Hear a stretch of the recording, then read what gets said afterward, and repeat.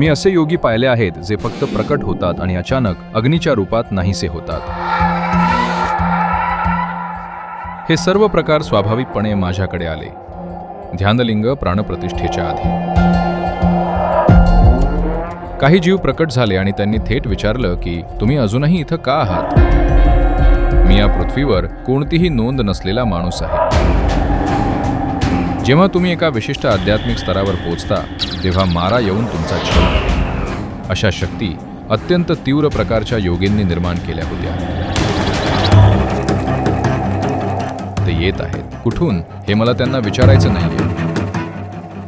जर मी आरामात बसलो तर अचानक टप टप टप थेंब पडत राहतात. थेंब, जीवनाचे थेंब. ते मला बेजबाबदार गोष्टी करायला लावतात. गूढवाद म्हणजे जर तुमच्या मनाच्या पलीकडचं वेड तुम्हाला लागलंय तर तुम्ही त्याशिवाय जगू शकत नाही.